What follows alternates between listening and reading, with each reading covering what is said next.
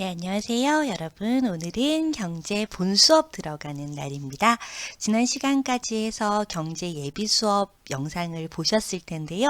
사실 오늘 수업 내용은 경제 예비 수업 내용과 굉장히 많은 부분 일치합니다. 그래서 조금 가볍게 마음 편하게 들으실 수 있을 거라고 생각을 합니다. 경제 본 수업의 모든 내용은 다 시험 문제 그대로 출제될 수 있고요. 그리고 경제 본 수업 들으실 때는 요 강의 아래에 보면은 학습지 파일이 있지요. 그래서 학습지 파일을 반드시 다운받아서 같이 보시면서 수업을 들으시면 좋을 것 같습니다. 우선 우리 오늘 경제 수업 한번 시작해 보도록 하겠습니다. 교과서 12페이지이고요. 그리고 희소성이라는 단어, 그리고 경제 문제라는 단어, 요 두 단어를 오늘 해결하시면 완벽하게 오늘 수업은 이해하신 게 될 것 같습니다. 우선 희소성 먼저 안 보고 경제 문제를 먼저 한번 보도록 할게요. 자, 여기 우리의 삶은 경제 생활을 통해 유지된다라고 얘기해서 지난 시간에 선생님이랑 경제 마인드맵 비스무리한 거 했었잖아요. 그때 봤던 단어들이 다 나오네요. 그래서 그때 경제 속에는 재화 서비스, 그리고 생산과 분배와 소비, 그리고 가계와 기업과 정부, 외국은 그때 안 했는데 외국은 지금도 안 할 겁니다. 외국은 거시 파트에서 다룰게요. 거시 2학기에 다루는 내용에서 진행하도록 하겠습니다. 그래서 요 단어들, 지난 시간 내용들을 떠올리면서 오늘은 학습지로 정리를 한번 해보도록 하겠습니다. 우선 경제 주체입니다. 실제로 경제 생활을 하는 주체라는 의미인데요. 세 가지가 있었었지요. 가계와 그리고 기업과 정부가 있었었어요. 외국은 안 할 거라고 말씀드렸고요. 그래서 가계부터 한번 생각해 보도록 하겠습니다. 그래서 가계라는 거는 우리 가정이라고 그냥 생각하면 된다고 말씀드렸고, 가정은 원칙적으로 소비 활동의 주체입니다.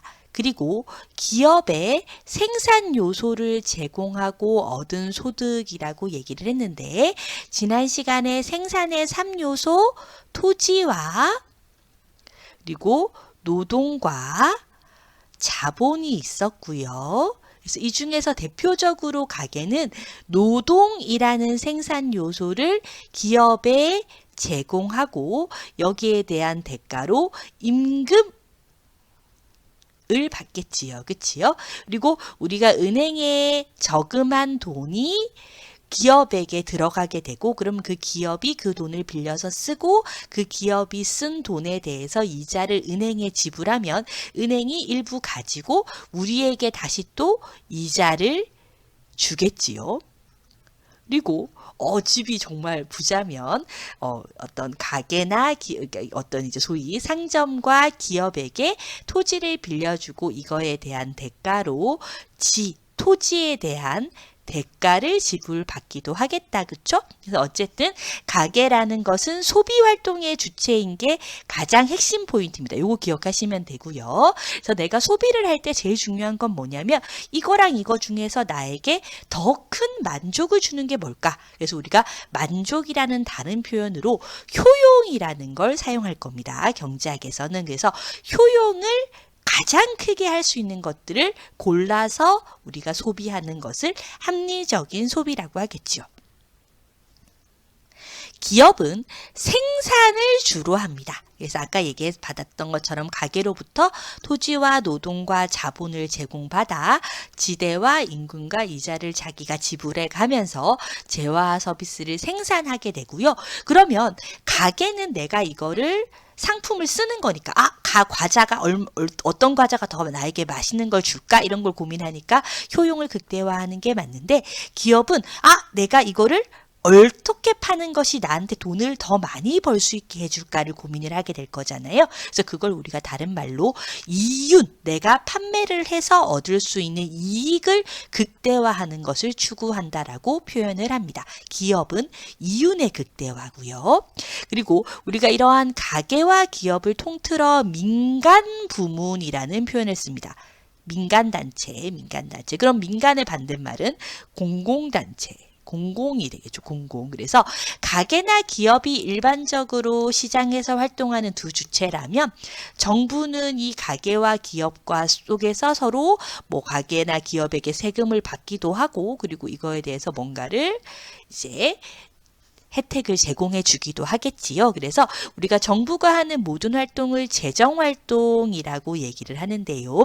요거는 정부 파트에서 조금 더 자세하게 배우도록 하겠습니다. 그래서 기본적으로는 세금을 걷어서 서비스를 제공하는 형태입니다. 그래서 정부는 어떻게 하면 내가 이 마스크를 비싸게 공적 마스크 우리 이번에 약국에서 하던 거 어떻게 하면 비싸게 팔 것인가 또는 뭐 어떻게 하면은 국민들에게 더 많은 돈을 이런 걸 고민하면 안 되잖아요. 그래서 정부는 효용이나 이윤 같은 개인적인 이익이 아닌 공익을 추구하는 것이 핵심 포인트가 되겠습니다. 그래서 이렇게 가게와 기업과 정부를 경제 주체라고 합니다.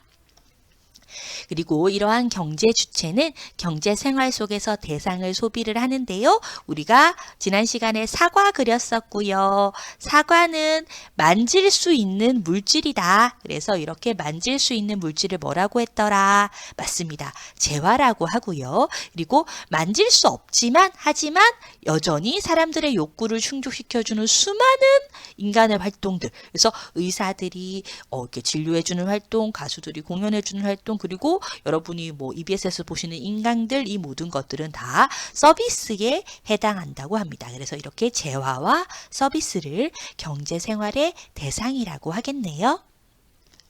자, 그리고 이러한 경제 활동의 유형. 그래서 실제로 가게가 재화를 무엇을 할까? 재화를 어떻게 하느냐 또는 기업은 서비스를 가지고 어떻게 하느냐 이걸 얘기해 주는 걸 우리가 경제활동의 유형이라고 하는데요. 제일 중요한 건 생산입니다. 생산이 시험 문제에 나오면 제일 어려워요. 그래서 생산이라는 것은 재화나 서비스를 새롭게 만들어내는 거는 너무 당연하고요. 그리고 그 경제적 가치를 증대시키는 모든 행위라고 해서 경제적 가치를 증대시키는 이 모든 행위 이 부분이 주로 수능 시험에 출제가 됩니다. 그래서 재화를 새롭게 만드는 것뿐만이 아니고 우리가 가치를 증대하려면 어떻게 하면 좋을까요? 예를 들어서 쿠팡 서비스는 선생님도 오늘 아침에 쿠팡으로 이렇게 옷을 하나 배송을 받았는데요. 쿠팡 회사는 옷을 만들어서 선생님한테 주는 건가요? 아니죠. 어딘가에서 누가 만들어 놓은 거를 선생님한테 운반해서 그거를 우리 집에 갖다 줘요. 그러면 쿠팡은 기업입니까? 아니면 소비만 하는 가게입니까? 쿠팡 당연히 기업이죠, 여러분. 예, 올해 순이익이 꽤 클 거라고 기대되는 쿠팡. 그리고 쿠팡이 한 그런 배송 행위도 당연히 생산에 포함이 되는 거죠. 그렇죠? 그래서 여기 포함되는 건 당연히 쿠팡이 하는 배송 이런 거 다 포함이 된다는 거예요. 그래서 여러분들이 배달의 민족에서 뭔가를 배송해서 먹으면 그 배송해준 라이더는 당연히 생산 활동에 참여한 거라고 할 수 있습니다. 그래서 여기 되게 중요합니다. 재화의 제조를 비롯하여 저장했다. 우리가 저장도 지금 당장 팔지 않고 뒀다가 팔면 비싼 것들이 있잖아요. 그래서 그런 것들을 뒀다가 파는 거, 그것도 저장, 가치를 더 늘리는 거고요. 그리고 운반, 그리고 실제로 내가 그냥 가지고 와서 이렇게 조금 더 가치를 붙여서 파는 판매 활동 모든 것들이 다 생산에 포함이 됩니다. 당연히 서비스도 포함이 될 거고요. 그리고 선생님이 지난 시간에 분배가 약간 단어 개념이 어려운데 분배라는 거는 노동에 대해서 아까 했던 거 노동 뭐 받는다 그랬지? 그렇지. 임금 받는다 그랬지. 그리고 자본은 뭐 받는다 그랬지? 그렇지. 자본에 대해서는 이자 받는다 그랬죠. 그리고 토지에 대해서는 뭐 받는다 그랬더라? 그렇죠. 지대를 받는 것을 분배라고 한다. 그래서 이 분배는 나중에 정부 파트에서 나오게 될 재분배와 비교해서 시험 문제가 주로 나오게 되는데요. 어쨌든 우리는 이번 단원에서는 분배는 별게 아니고 내가 제공한 생산 요소들에 대한 대가를 받는 거야 라고 생각하시면 깔끔할 것 같습니다. 그리고 마지막으로 소비인데요. 자, 선생님이 얘기했을 거예요. 여러분이 지금 선생님이 인터넷으로 하는 강의를 소비하고 계시는 겁니까? 아니라 그랬죠. 소비는 반드시 죄송합니다. 임금 이자 지등 위에 거고요. 예, 대가를 지불해야 경제 활동에서는 소비라고 얘기를 합니다. 그래서 무료로 하는 것들은 무료 이용은 소비가 아니라는 거, 이거 꼭 기억해 주세요. 그래서 여러분들이 여기서 기억하셔야 될 거는 생산에 이렇게 저장과 운송과 판매가 포함이 되고, 그리고 분배의 각각의 대가들 기억해 주시고, 그리고 소비는 반드시 대가가 필요하므로 무료 이용은 안 된다는 거, 요 세 가지를 기억하시면 시험 문제를 푸는데 아무 지장이 없을 것 같습니다. 자, 그러면 우리 수능 특강 문제 한번 풀어볼게요. 수능 특강 있으신 분들은 이미 풀었을 수도 있고 지금 풀어보셔도 될 것 같아요. 자, 수능 특강 문제입니다. 자, 다음 자료는 갑을병정의 경제활동, 경제활동 우리 지금 배우고 있는 거네요. 자, 그러면 학생인 갑은 문방구에서 자신이 공부할 때 필요한 학용품을 구입했다. 문방구에서 그냥 무료로 나눠주는 게 아니겠죠. 그래서 내가 대가를 주고 구입했다. 이건 뭘까요, 여러분? 그렇죠. 바로 소비입니다. 소비.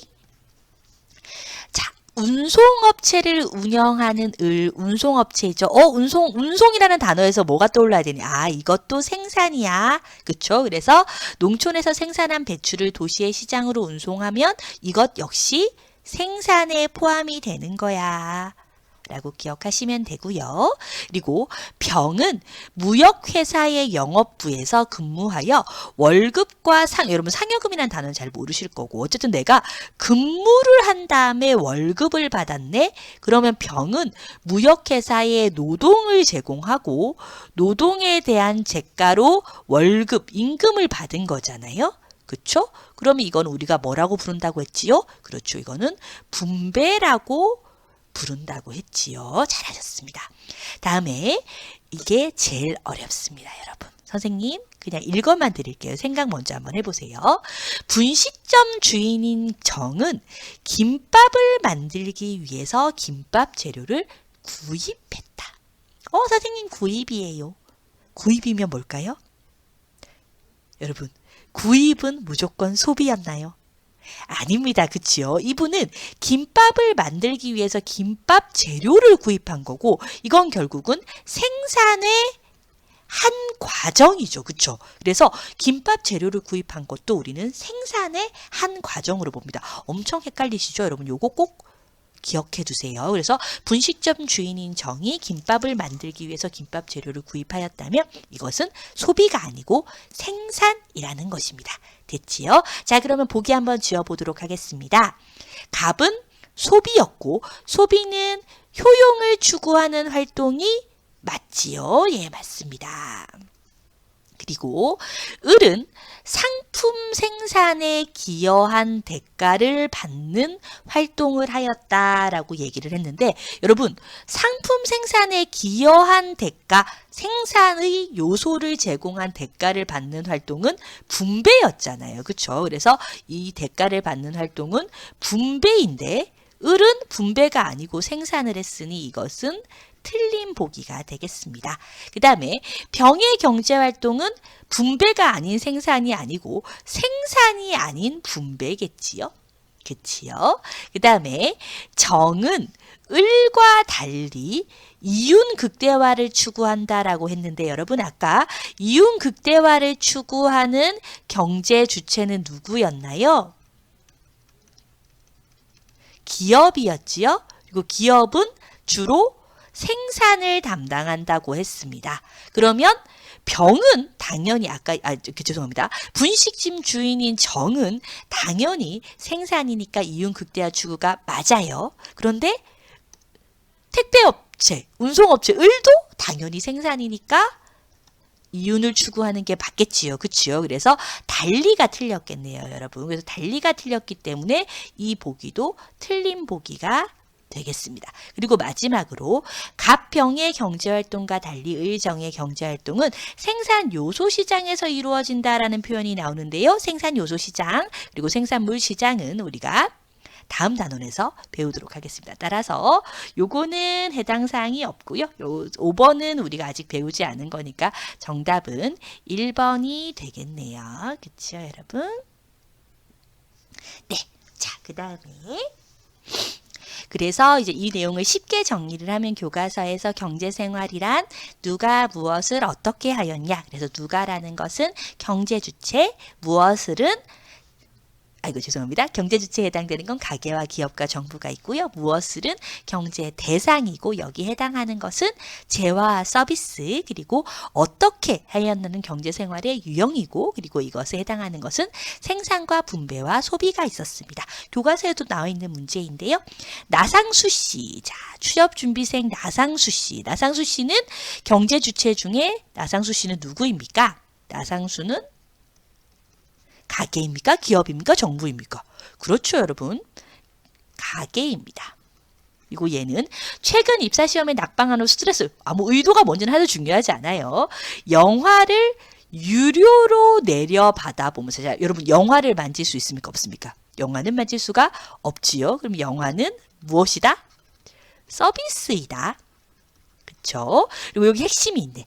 유료로 다운받아야 됩니다, 여러분. 그렇죠? 무료로 다운받으면 뭐가 아니라고? 그렇죠. 소비가 아니겠죠. 그래서 유료로 다운로드 받았기 때문에 소비가 되고요. 그리고 피자를 배달시켰어. 그럼 피자는 여러분 만질 수 있다 없다? 피자 못 만지면 슬프겠죠. 피자는 만질 수 있으니까 재화. 그리고 배달시켜 먹었어요. 그러면 이거는 배달시켜서 자기가 먹은 거니까 당연히 소비가 됩니다. 그렇죠? 자, 그럼 여기서 핵심. 피자 배달부. 배달해준 사람도 생산활동을 한 거다 아니다. 당연히 맞다.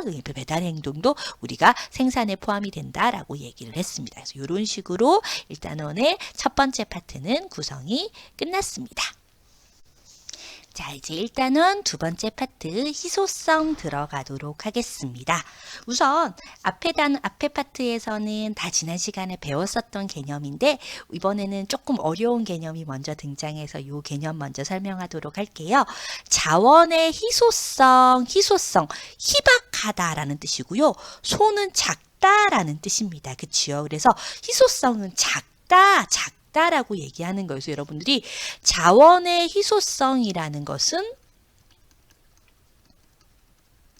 경제학에서 엄청 중요한 내용이니 꼭 기억을 하실 필요가 있습니다. 자원은 항상 한정되어 있어요. 자원이 무한하다면 우리는 고민할 필요가 없겠지요. 그치요? 그래서 이 희소성이라는 의미를 잘 보셔야 되는데 희소성이라는 건 자원이 작아요. 그런데 자원이 작긴 작은데 그냥 작은 걸 우리가 희소하다고 하지는 않습니다.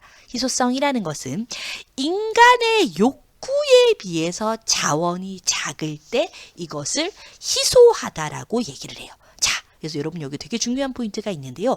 아무리 많은 자원도 인간이 그것을 더 많이 필요로 한다면 그것은 희소한 자원입니다. 예를 들어서 돈 한번 생각해 볼까요? 돈. 여러분 돈 되게 많죠? 여러분 이 세상에 돌아다니는 돈은 얼마나 많겠습니까? 뭐 지폐 형태이든 동전의 형태이든 아니면 그냥 우리가 인터넷 계좌상에 속에도 어마어마한 돈들이 있어요. 돈이 아무리 많은들 돈은 항상 더 많이 인간이 욕구를 하죠. 그렇기 때문에 돈은 희소한 자원이 맞는 겁니다. 그래서 이 희소성이라는 개념을 일단 먼저 이해하실 필요가 있습니다. 그래서 희소성이라는 것은 인간의 욕구가 무한한데 비해 이를 충족시켜 줄 수 있는 자원이 부족한 것을 말하고, 그래서 희소성이라는 것은 인간의 욕구에 비해 자원이 상대적으로 부족한 걸 우리가 희소하다라고 얘기합니다. 상대적으로 부족한 걸 우리가 희소하다라고 얘기를 해요. 그런데 우리가 가끔 희귀하다, 희귀 카드, 뭐 이런 얘기 이제 우리가 희귀템, 그래서 아이템에서도 희귀 아이템 이런 거 있잖아요. 근데 희귀 아이템, 희귀하다라는 건 정말 절대적으로 그것이 작은 걸 우리가 희귀하다라고 얘기해요. 희귀하다. 발음 이상하네요. 희귀하다고 합니다. 그래서 여러분 여기서 잘 기억하실 게 있어요. 희귀성은 경제학에서는 하나도 중요하지 않아요. 경제학적으로는 이거는 그냥 아무 상관없는 거, 무쓸모야. 경제학적으로는 희귀성은 아무 소용이 없습니다. 중요한 건 경제학에선 오로지 희소성만 생각을 해요.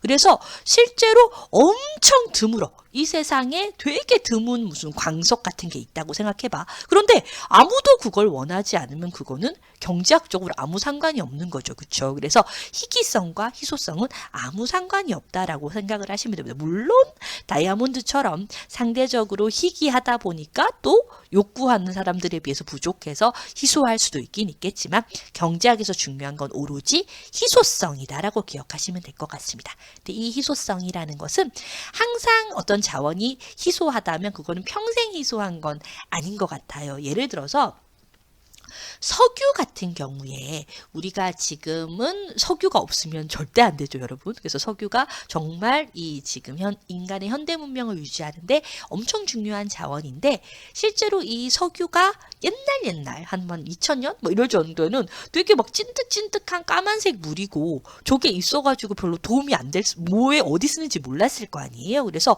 어디 쓰는지도 모르고 사람들이 아무런 가치를 지불하지 않았기 때문에 그거에 대해서는 전혀 중요하지 않았었어. 그래서 그때는 석유는 전혀 희소하지 않았는데 지금은 기술 수준이 높아져서 석유가 엄청 희소한 자원이 돼버린 거죠. 그래서 여러분들이 이 희소성의 변화 부분도 뭐 가볍게 이해하고 가시면 될 것 같아요. 이게 중요한데요.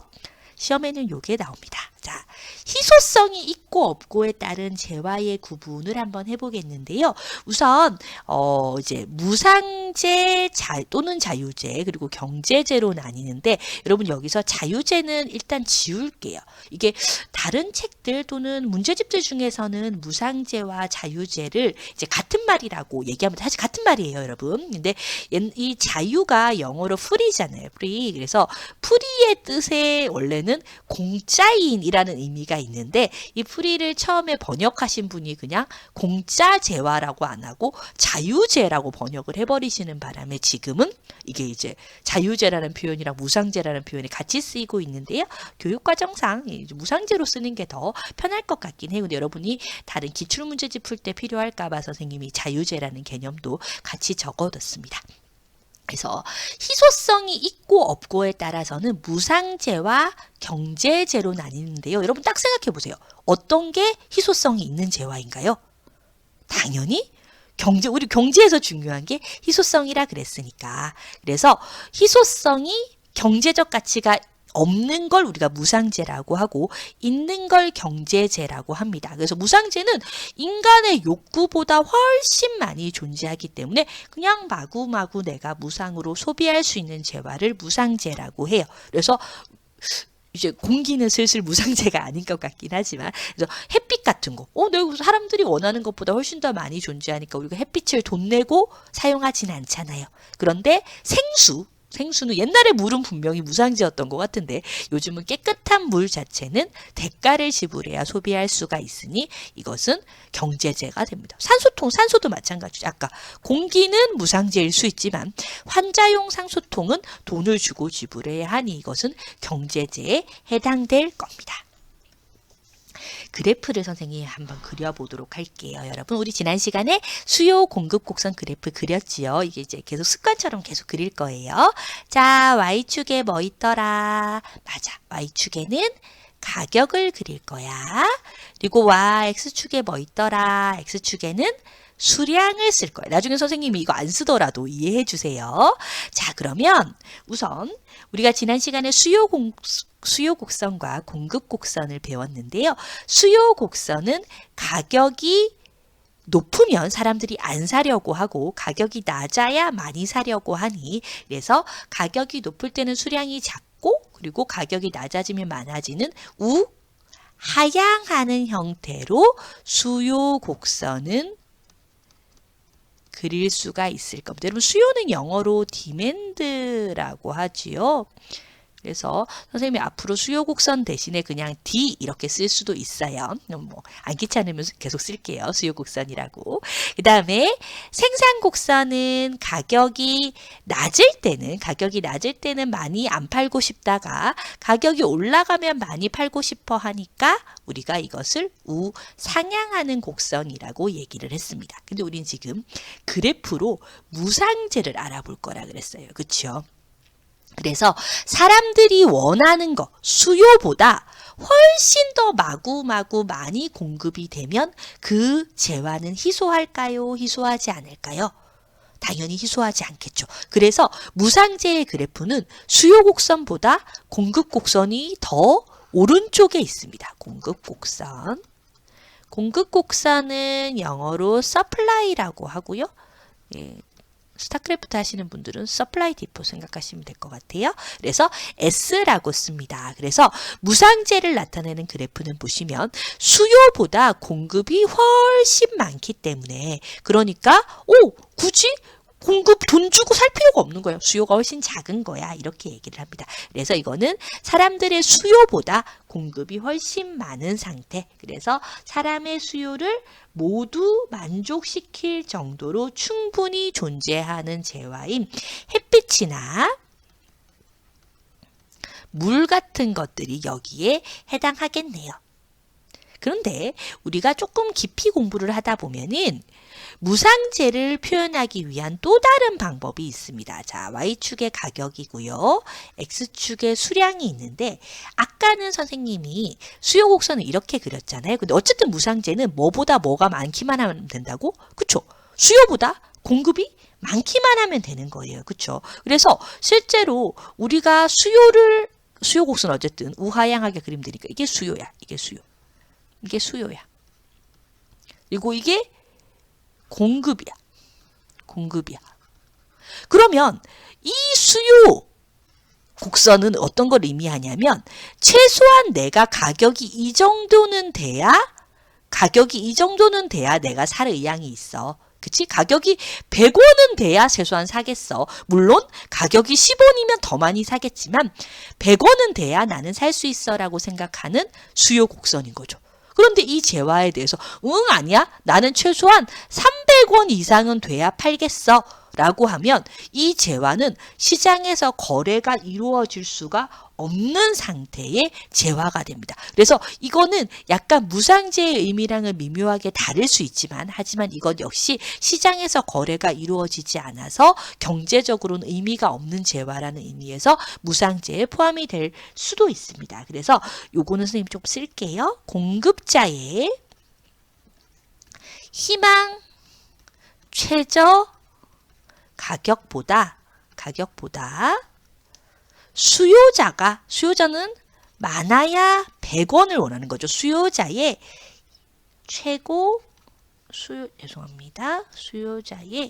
수요자의 희망 최고 가격이 더 낮아서 그래서 시장에서 거래가 안 되는 재화가 여기에 포함이 됩니다. 예를 들어서 지금 현재 우리가 달나라 여행 같은 거, 달 여행 같은 거, 물론 이제 슬슬 달 여행도 상품으로 나온다는 얘기가 있는데요. 하지만 아직도 달 여행을 하려면 최소한 달 여행을 하려면 1인당 15억은 필요해 라고 얘기하는데 수요자가 내일 지불할 의사가 최고의 가격이 10억밖에 안 된다면 달 여행은 시장에서 거래가 될 수 없는 재화가 되겠죠. 그럼 이 경우는 경제재가 아니고 무상재가 되는 거라고 보시면 될 것 같습니다. 자, 시험 문제를 한번 볼게요. 문제 보시면 여기 희소성 여기 있고요. 희귀성 있고요. 그래서 우리가 일반적으로는 희소하면 희귀한 경우가 많아서 요 희소한 경우가 여기 있지만 희소하기만 한 재화는 당연히 경제재가 됩니다. 그리고 희귀하기만 한 재화는 경제재가 아니라고 말씀을 드렸고요. 뭐 희소하지도 않고 희귀하지도 않은 재화들도 존재하겠네요. 그래서 보시면 B에 속하는 재화는 어쨌든 희소한 재화, 희소하면 무조건 선생님이 경제재라고 말씀을 드렸죠. 그래서 B에 속하는 재화는 무상재가 아니고 경제재가 되겠습니다. 그렇죠? 그리고 C에 속하는 재화는 희소하지 않지요? 그러면 이건 경제재가 아니고 무상재가 되겠네요. 그리고 깨끗한 물의 경우에는 옛날에는 희소하지도 않고 희귀하지도 않고 엄청 막 많이 있던 재화였는데 요즘은 점차 희소하거나 희귀한 쪽으로 가고 있으니 D의 성격이 약화되고 있다. 맞는 말이고요. 그리고 유명하가의 원작은 실제로 우리가 희소하죠.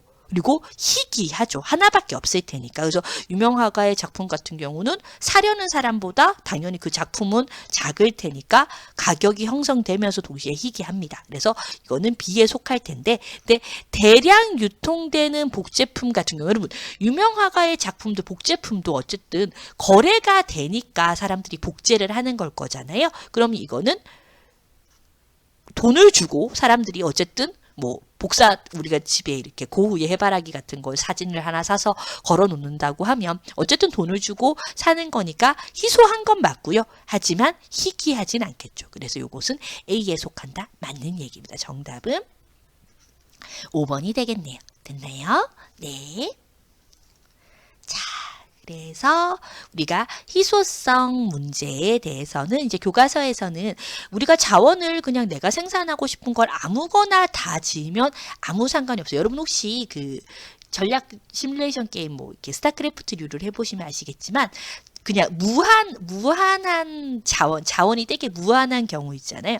자원이 되게 무한한 경우에는 그냥 내가 짓고 싶은 거 아무거나 지으면 돼. 그죠? 하지만 자원이 한정되어 있는 경우에는 그 중에서 뭐가 제일 필요한가를 따져서 생산을 해야 되잖아요. 그래서 희소하기 때문에 우리가 이런 경제 문제가 발생을 하고, 그래서 희소하기 때문에 무엇을 생산할지를 고민해야 됩니다. 어떤 걸 생산하는 것이 더 잘 팔릴까를 생각을 해야 되고 더 사람들에게 큰 만족을 줄까를 생각을 해야 되는 거죠. 그래서 생산물의 종류와 그리고 얼마나 생산하는지도 무엇을 생산하는지에 포함되는 내용입니다. 그래서 이때 적용되는 원칙은 효율성, 가장 큰 효용을 줄 수 있는 상품을 생산해야 되겠죠.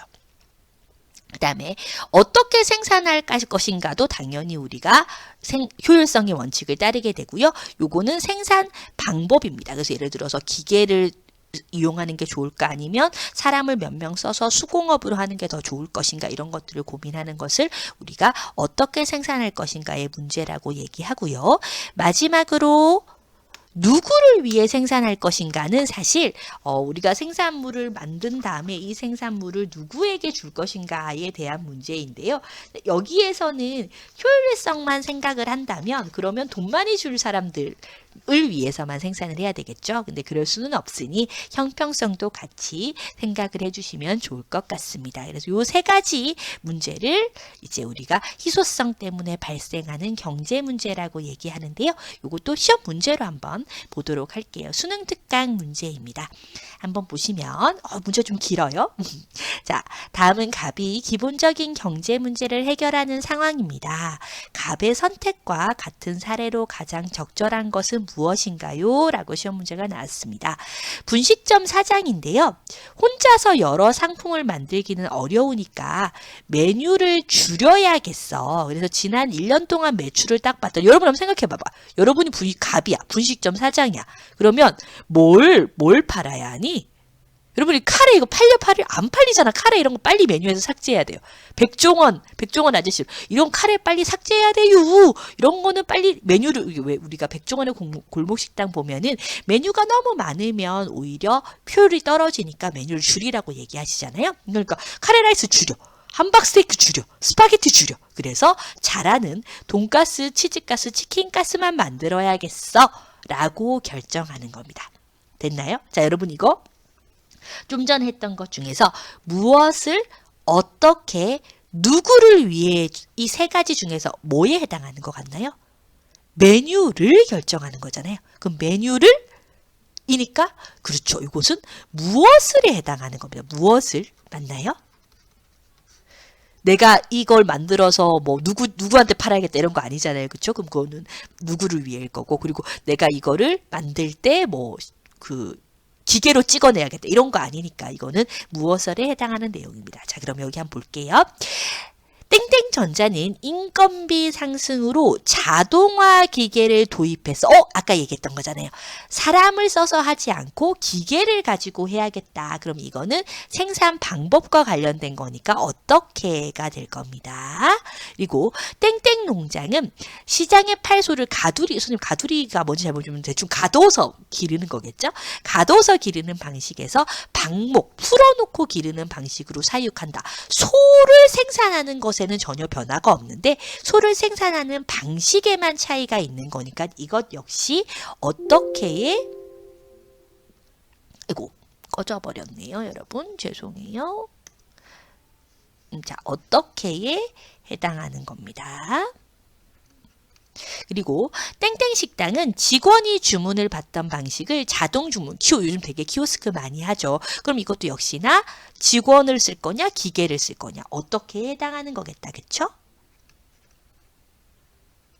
그 다음에 땡땡 증권은 연금, 여러분 이거 모르셔도 돼요. 뭔지 모르겠는데 A 상품의 비율을 줄이고 B 상품의 비율을 늘린대. 아까 봤잖아. 스파게티 카레 라이스 함박 스테이크는 없애고 돈가스와 치즈가스와 치킨가스의 비율을 늘리는 거죠. 그쵸? 그래서 이게 바로 무엇을에 해당하는 것입니다. 맞나요?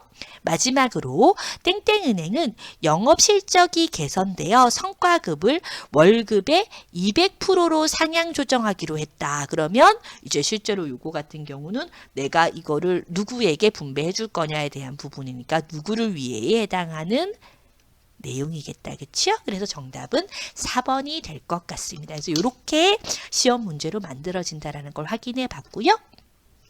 오늘 수고 많으셨습니다. 우리 다음 시간에 만나도록 할게요.